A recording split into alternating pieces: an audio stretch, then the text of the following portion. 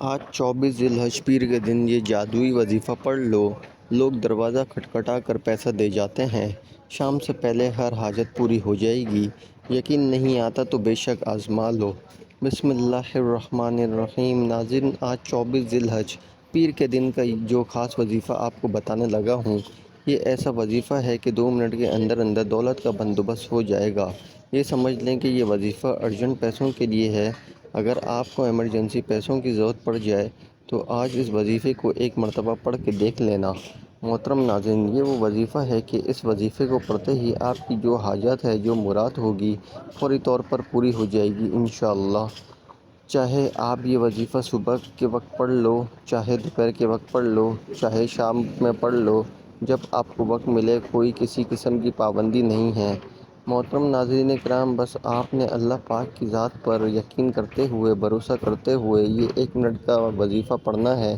انشاءاللہ ساری زندگی جھولیاں اٹھا اٹھا کر دعائیں دو گے۔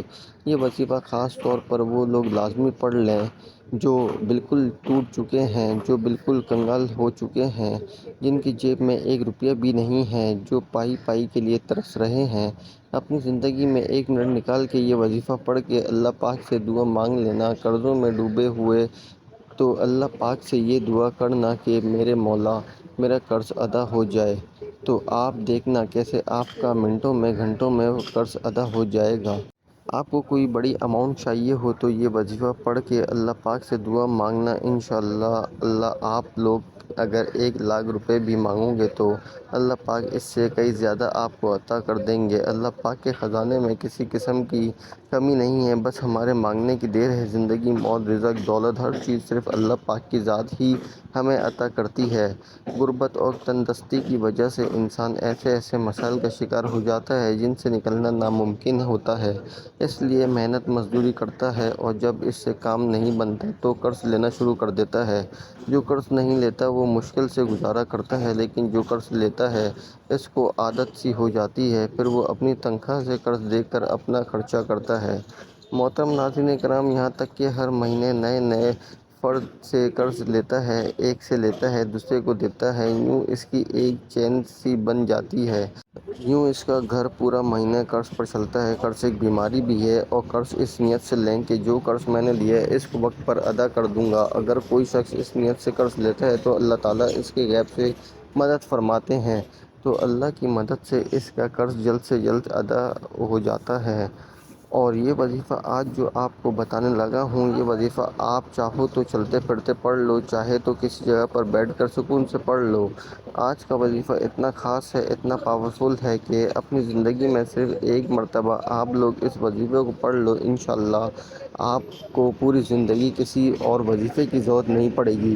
وقت کی نزاکت کو مد نظر رکھتے ہوئے آئیے آج کے اس عمل کی طرف چلتے ہیں، لیکن اس سے پہلے اگر آپ اس چینل پر نئے ہیں اور آپ نے ابھی تک اس چینل کو سبسکرائب نہیں کیا تو خدا را ابھی اس چینل کو سبسکرائب کر لیں، کیونکہ ایسے بہت سے عمل آپ کے حوالے ڈیلی بیسس پر کرتا رہوں گا۔ محترم ناظرین کرام، اب عمل کا طریقہ کار سمجھ لیں۔ آج 24 ذی الحج پیر کے دن جب جہاں جیسے وقت مل جائے، باوضو مصلی پر بیٹھ کر آپ نے سب سے پہلے نبی کریم صلی اللہ علیہ وسلم کی ذات اقدس پر درود پاک پڑھنا ہے۔ درود پاک آپ کوئی سا بھی پڑھ سکتے ہیں۔ آپ صلی اللہ علیہ وآلہ وسلم پڑھ لیں، یا صلی اللہ علی محمد پڑھ لیں، یا نماز والا درود ابراہیمی پڑھ لیں تو سب سے بہتر ہے۔ درود ابراہیمی 1 مرتبہ میرے ساتھ بھی پڑھیے گا تاکہ ثواب حاصل ہو۔ اللہم صلی علی محمد وعلی آل محمد کما صلیت علی ابراہیم وعلی آل ابراہیم انک حمید مجید۔ اللہم بارک علی محمد وعلی آل محمد کما بارکت علی ابراہیم وعلی آل ابراہیم انک حمید مجید۔ ایک بار درود پاک پڑھنے کے بعد آپ نے اپنے جائز مقصد، جائز حاجات کی نیت کرنی ہے۔ آپ کرائے کے مکان میں رہتے ہیں، آپ اپنا ذاتی مکان خریدنا چاہتے ہیں، آپ اس کی نیت کر سکتے ہیں۔ یا آپ بینک میں کوئی بڑی رقم چاہتے ہیں، اس کی نیت کر لیں کہ مجھے اتنی رقم مل جائے۔ آپ کے اوپر لاکھوں روپے کا قرضہ ہے، قرض دار آپ کو پریشان کر رہے ہیں، آپ اس کی نیت کر لیں کہ میرا سارا قرضہ اتر جائے۔ من پسند شادی، من پسند نوکری کے لیے پڑھ لو، نافرمان شوہر، نافرمان اولاد کے لیے پڑھ لو، میاں بیوی میں محبت کی کمی ہے، تڑپ والی محبت چاہتے ہیں، اس کی نیت کر لیں۔ یا آپ اپنے بچوں کی شادی کہیں اچھی جگہ پر کرنا چاہتے ہیں، اس کی نیت کر لیں۔ الغرض آپ کا جو بھی مقصد ہے، جو بھی خواہش ہے، جو بھی حاجت ہے، اس کی نیت کرنے کے بعد آپ نے ایک بار اعوذ باللہ من الشیطان الرجیم بسم اللہ الرحمن الرحیم پڑھ کر وظیفے کا آغاز کرنا ہے۔ محترم ناظرین کرام، اور سب سے پہلے نمبر پر آپ نے جو وظیفہ پڑھنا ہے وہ وظیفہ سورہ اخلاص کا وظیفہ ہے۔ احادیث مبارکہ میں اس سورت کی بہت زیادہ فضیلتیں وارد ہوئی ہیں۔ حضرت ابو سعید خدری رضی اللہ عنہ سے روایت ہے، نبی کریم صلی اللہ علیہ وسلم نے ارشاد فرمایا، کیا تم میں سے کوئی اس سے عاجز ہے کہ وہ رات میں قرآن مجید کا تنہائی حصہ پڑھ لے؟ صحابہ کرام رضوان اللہ علیہ اجمعین کو یہ بات مشکل معلوم ہوئی اور انہوں نے عرض کیا، یا رسول اللہ صلی اللہ علیہ وسلم، ہم میں سے کون اس کی طاقت رکھتا ہے؟ تو آپ صلی اللہ علیہ وسلم نے ارشاد فرمایا، سورہ اخلاص تہائی قرآن کے برابر ہے۔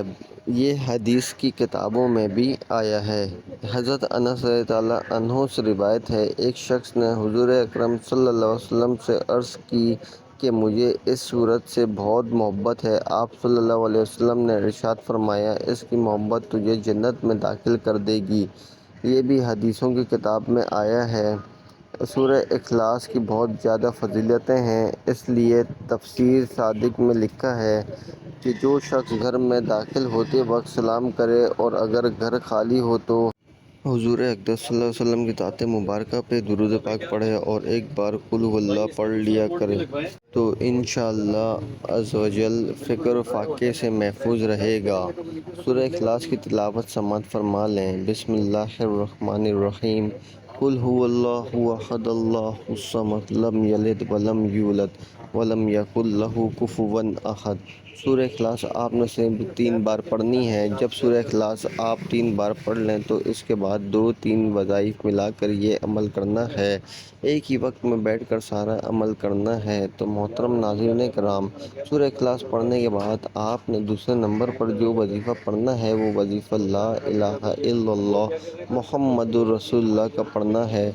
یہ وہ کلمہ ہے جس کو پڑھنے سے، جس کا اقرار کرنے سے کوئی شخص اسلام میں داخل ہوتا ہے، تو اس بات سے اندازہ لگایا جا سکتا ہے کہ ان کلمات کی برکت اور فضیلت کتنی زیادہ ہے۔ ان کلمات کو آپ نے کیسے پڑھنا ہے اور کتنی بار پڑھنا ہے، توجہ کیجیے گا۔ لا الہ الا اللہ محمد رسول اللہ ایک بار ہو گیا، لا الہ الا اللہ محمد رسول اللہ 2 بار ہو گیا، لا الہ الا اللہ محمد رسول اللہ 3 بار ہو گیا۔ آپ نے پہلے کلمے کو دوسرے نمبر پر صرف 3 بار پڑھنا ہے۔ جب آپ پہلا کلمہ پڑھ لیں تو اس کے فوراً بعد آپ نے اب کیا پڑھنا ہے یہ اچھی طرح سمجھ لیں۔ اب آپ نے تیسرے نمبر پر جو وظیفہ پڑھنا ہے وہ وظیفہ یا رزاق کا وظیفہ ہے۔ یا رزاق کا مطلب ہے کہ اے رزق دینے والی ذات، وہ ذات جو سب کو بن مانگے رزق دیتی ہے۔ یا رزاق 1 بار ہو گیا، یا رزاق 2 بار ہو گیا، یا رزاق 3 بار ہو گیا۔ اس طرح سے آپ یا رزاق کو ہاتھ کی انگلیوں پر پڑھ لیں یا تسبیح کے دانوں پر پڑھ لیں۔ آپ نے صرف 9 بار پڑھنا ہے۔ اس کے بعد آپ نے آخر میں اور چوتھے نمبر پر جو وظیفہ پڑھنا ہے وہ وظیفہ اللہ الصمد کا وظیفہ ہے۔ اللہ الصمد کا مطلب ہے اللہ بے نیاز ہے۔ اللہ الصمد 1 بار ہو گیا، اللہ الصمد 2 بار ہو گیا، اللہ الصمد 3 بار ہو گیا۔ اس طرح سے آپ اللہ الصمد کو اپنے دائیں ہاتھ کی انگلیوں پر پڑھ لیں یا تسبیح کے دانوں پر پڑھ لیں۔ آپ نے صرف 11 بار پڑھنا ہے۔ جب آپ یہ سارے اعمال بتائے گئے طریقے اور ترتیب سے پڑھ لیں تو اس کے بعد آپ نے آخر میں پھر 1 بار درود پاک پڑھنا ہے جو آپ نے عمل کے شروع میں پڑھا تھا۔ اب آپ کا عمل مکمل ہو گیا ہے۔ عمل کی مکمل ترتیب یہ ہوگی، آج 24 ذی الحج پیر کے دن جہاں جیسے وقت مل جائے باوضو مصلی پر بیٹھ کر آپ نے سب سے پہلے 1 بار درود پاک پڑھنا ہے۔ پھر آپ نے اپنے جائز حاجات، جائز مقصد کی نیت کرنی ہے اور 1 بار اعوذ باللہ من الشیطان الرجیم بسم اللہ الرحمن الرحیم پڑھ کر وظیفے کا آغاز کرنا ہے اور سب سے پہلے نمبر پر آپ نے 3 بار سورہ اخلاص پڑھنی ہے، پھر دوسرے نمبر پر آپ نے 3 بار لا الہ الا اللہ محمد رسول اللہ پڑھنا ہے۔ جب آپ یہ پڑھ لیں پھر تیسرے نمبر پر آپ نے 9 بار یا رزاق پڑھنا ہے، اور پھر چوتھے نمبر اور آخری نمبر پر آپ نے 11 بار اللہ الصمد پڑھنا ہے، اور پھر آخر میں دوبارہ 1 بار درود پاک پڑھنا ہے۔ اس وظیفے کو پڑھنے کے بعد آپ نے کرنا کیا ہے، آپ نے دعا مانگنی ہے اللہ پاک سے اپنی تمام حاجتوں کے لیے، پریشانیوں کے لیے آپ نے دعا مانگنی ہے۔ جو آپ کی حاجت ہو، جو مراد ہو، اس کے لیے ضرور دعا مانگیے گا، انشاءاللہ اللہ عز و جل آپ کی دعا کو ضرور قبول فرمائیں گے۔ دعا ہے کہ رب کعبہ میرا سنانا اور آپ کا سننا اپنی پاک بارگاہ الہی میں قبول و منظور فرمائے۔ محترم ناظرین کرام، اپنے رزق میں برکت اور وسعت کے لیے اللہ تعالیٰ کے 99 ناموں میں سے کوئی ایک نام کمنٹ سیکشن میں ضرور لکھیں۔ جزاک اللہ۔ ملتے ہیں کسی اگلی ویڈیو میں، جب تک اپنا بہت زیادہ خیال رکھیے گا اور مجھے بھی اپنی نیک دعاؤں اور نیک تمناؤں میں ضرور یاد رکھیے گا۔ السلام علیکم ورحمۃ اللہ وبرکاتہ۔